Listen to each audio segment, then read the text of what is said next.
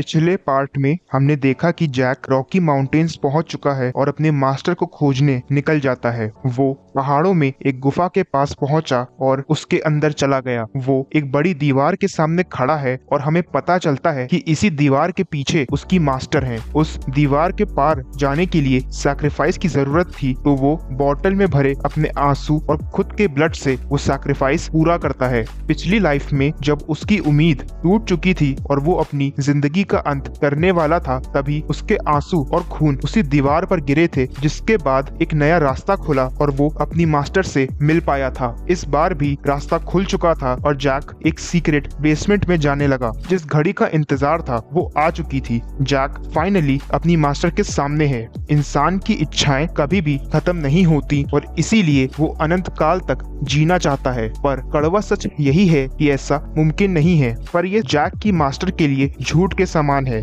क्योंकि वो 400 साल की है। उसने मैजिक से अपनी बॉडी और सोल को अलग कर लिया था, जिसकी वजह से उसकी एजिंग तो रुक गई थी, पर उसे डॉल के फॉर्म में रहना पड़ रहा था। पर इस मैजिक की भी लिमिटेशंस हैं और वो हमेशा के लिए अमर नहीं है। पिछली लाइफ में जैक से मिलने के बाद वो 10 साल और जिंदा रह पाई थी, पर इस बार क्योंकि जैक 3 साल पहले ही वहाँ आ चुका है, तो अब वो अपनी मास्टर की गाइडेंस में 13 साल रह पाएगा। मास्टर जैक से पूछती हैं कि वो कौन है, इस पर वो खुद को उनका डिसाइपल बताता है। मास्टर सोचने लगी कि उनका ऐसा कौन सा डिसाइपल है जिसके बारे में उन्हें खुद ही नहीं पता, पर जैक उन्हें बताता है कि वो उनका ही डिसाइपल है जो फ्यूचर से आया है। मास्टर को कुछ भी समझ नहीं आ रहा था और वो जैक को उनसे मजाक ना करने की वार्निंग देती है। जैक समझ जाता है कि अब खुद को प्रूफ करने के लिए बस एक ही तरीका है और वो अपनी स्वॉर्ड निकाल लेता है। जैक अपनी टेक्निक सोल ऑरा का यूज करता है, जिसे देख मास्टर हैरान हो जाती है।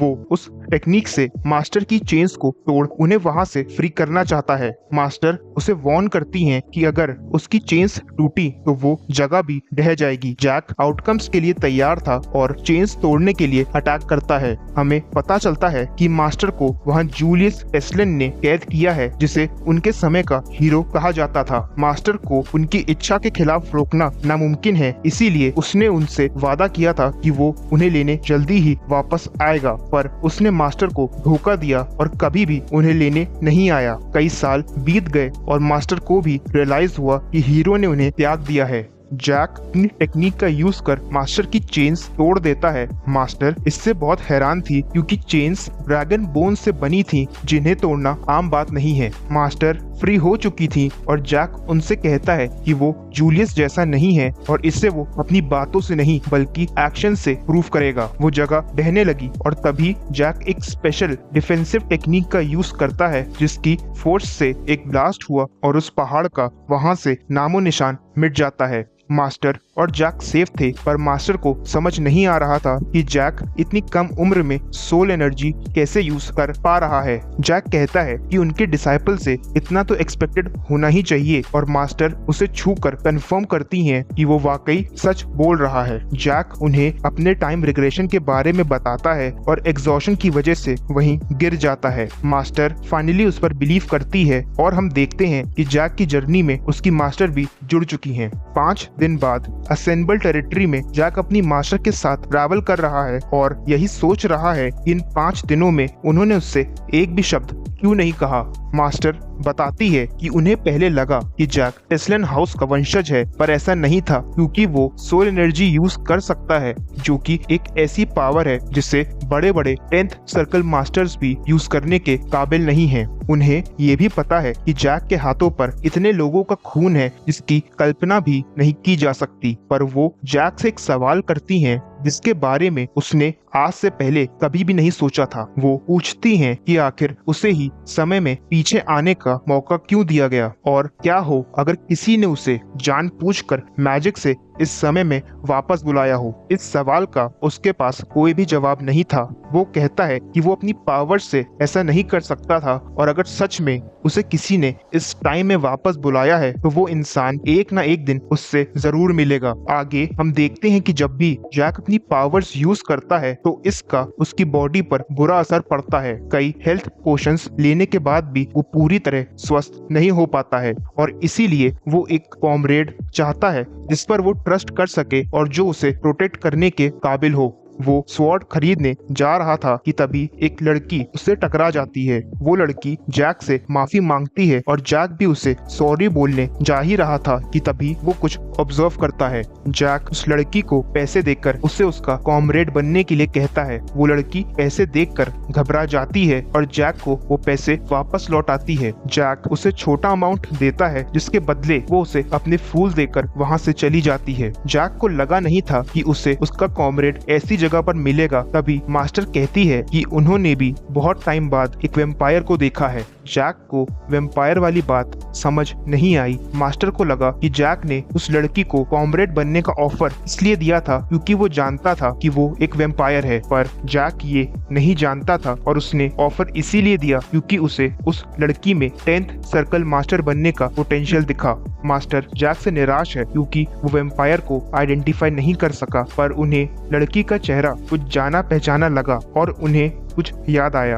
वो जैक से कहती हैं कि उसकी शॉपिंग के बाद वो किसी से मिलना चाहती हैं। 400 साल पहले मास्टर ने सभी रेस के किंग्स और ड्रैगन्स के साथ एक ट्रीटी की थी कि कोई भी रेस ह्यूमन वर्ल्ड में इंटरफेयर नहीं करेगी, जिसके बाद सभी रेसेस मैजिक बीस्ट फॉरेस्ट में चले गए थे। पर किंग्स की डेथ के बाद रेसेस फॉरेस्ट से एस्केप करना चाहती थी। ड्रैगन्स जो कि 2000 साल से भी ज्यादा जिंदा रह सकते हैं, वो अभी भी ट्रीटी से बंधे थे। वो खुद एस्केप नहीं कर सकते थे तो वो और किसी को भी फॉरेस्ट से जाने नहीं देना चाहते थे। वेम्पायर्स एक ऐसी रेस है जिन्हें ड्रैगन्स के बराबर शक्तिशाली माना जाता है।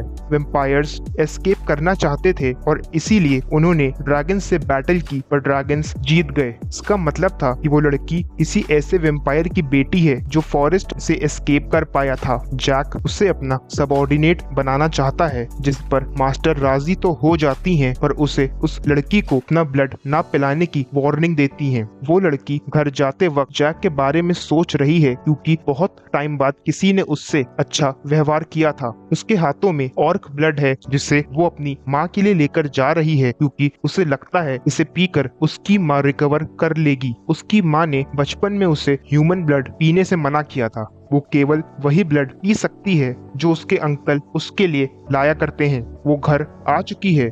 उसका नाम चार्लट है और उनके यहाँ कोई गेस्ट आया है। हम देखते हैं कि वहाँ जैक पहले से ही मौजूद है, जिसे देखकर चार्लट शॉक्ड हो जाती है। चार्लट की माँ बहुत वीक है और मास्टर उससे पूछती है कि वो इस हालत में और इस जगह पर क्यों है। हम जान पाते हैं कि चार्लट की माँ असल में वेम्पायर्स की महान एंसेस्टर विवेन डी रॉयल हैं। जैक उन्हें अकेला छोड़ बाहर आ जाता है, पर मैना से उन्हें ऑब्जर्व भी कर रहा होता है। मास्टर के ऑरा से एंसेस्टर को उन्हें पहचानने में ज्यादा समय नहीं लगा और वो उनसे उनके डॉल फॉर्म के बारे में पूछती हैं। मास्टर इसे कर्ज बताते हुए कहती हैं कि वो महीने में बस एक बार ही ह्यूमन फॉर्म में रह सकती हैं। मास्टर एंसेस्टर से पूछती हैं कि वो मैजिक फॉरेस्ट छोड़ यहाँ पर क्यों है। उसकी हालत देख ऐसा लग रहा है जैसे उसने काफी टाइम से ह्यूमन ब्लड ना पिया हो। मास्टर को समझ नहीं आ रहा था कि एंसेस्टर ऐसे क्यों जी रही है। एंसेस्टर कहती है कि पास्ट में वो कभी भी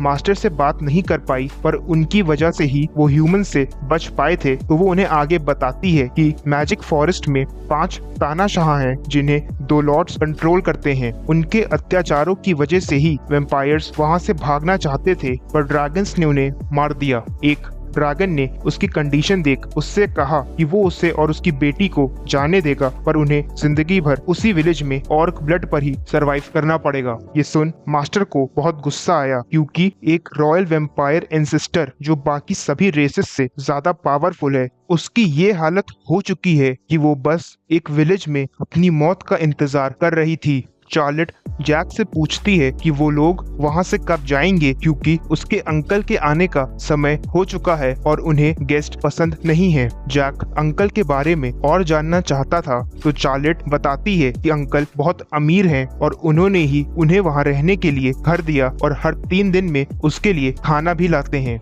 जैक समझ गया कि खाने से उसका मतलब लो क्वालिटी ऑर्क ब्लड से है। इससे पहले कि वो कुछ और कहता, एक आदमी उसे इंटरप्ट कर देता है।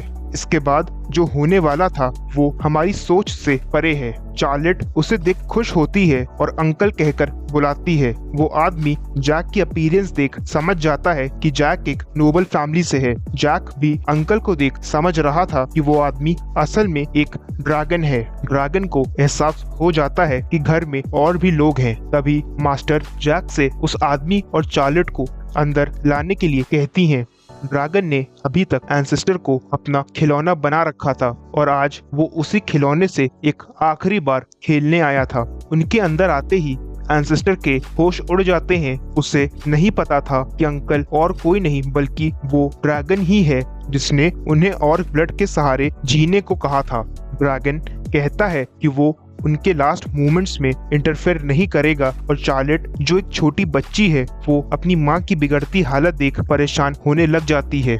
एंसेस्टर चार्लेट से माफी मांगती हैं क्योंकि वो आज तक उसके लिए कुछ भी नहीं कर पाई और जैक ये सब देख सोचता है कि उसे और मास्टर को वहाँ नहीं होना चाहिए था, पर क्योंकि किस्मत से अब वो वहाँ है तो वो ये सब ऐसे खत्म नहीं होने देना चाहता था। वो एंसेस्टर से उनकी बेटी की जिम्मेदारी उसे सौंपने को कहता है और बताता है कि जैसा वो चाहेंगी चार्लेट बड़ी होकर उसी रास्ते पर चलेगी, फिर चाहे वो वेम्पायर्स का रिवाइवल हो या वर्ल्ड डोमिनेशन। अगर वो चाहेंगी तो जिन ड्रैगन्स ने उन्हें सताया है उन्हें भी मार दिया जाएगा। ये सब सुन ड्रैगन मुस्कुरा रहा था।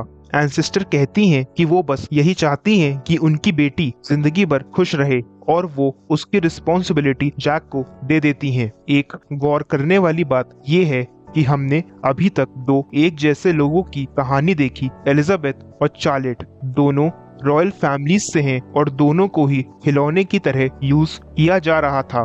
जैक दोनों की जिंदगी में खुशियां लाना चाहता है और चार्लेट से इसकी शुरुआत हो चुकी है। इसी के साथ हम देखते हैं कि एंसेस्टर फाइनली अपने सभी कष्टों से मुक्त हो जाती है। ये सब देख ड्रैगन मेनियाक की तरह हंस रहा था। वो जैक से कहता है कि वो एक ऐसे बच्चे की रिस्पॉन्सिबिलिटी ले रहा है जो थोड़ी ही देर में अपनी माँ के पास पहुँचने वाला है। वो हंस ही रहा था कि तभी जैक उसे एक पंच करता है जिससे वो घर तोड़ते हुए बाहर उड़ जाता है, पर ड्रैगन भी वीक नहीं है और जैक से फाइट करने को तैयार हो जाता है। तभी मास्टर ड्रैगन से उसका नाम पूछती हैं, जिस पर वो उन्हें बोलती हुई डॉल कहकर उनका मजाक उड़ाता है। मास्टर कहती हैं कि दोनों लॉर्ड्स को छोड़कर बाकी पांचों ड्रैगन्स अभी भी फॉरेस्ट में ही होंगे, जिसका मतलब ये है कि वो उन पांचों ड्रैगन्स में से नहीं है। वो उसकी एज भी बता देती हैं कि वो अभी बस 200 साल का ही है, यानी वो बस एक नॉर्मल एडल्ट ड्रैगन है। अपनी पूरी सच्चाई पर से झूठ का पर्दा उठते देख ड्रैगन के होश उड़ गए और उसका खून खौलने लगा। इसी के साथ ये पार्ट ओवर हुआ। वीडियो पसंद आई हो तो लाइक करना, चैनल को सब्सक्राइब करना और अगर एक मैजिकल वर्ल्ड के एडवेंचर पर जाना चाहते हो तो अभी इस वीडियो पर क्लिक करो।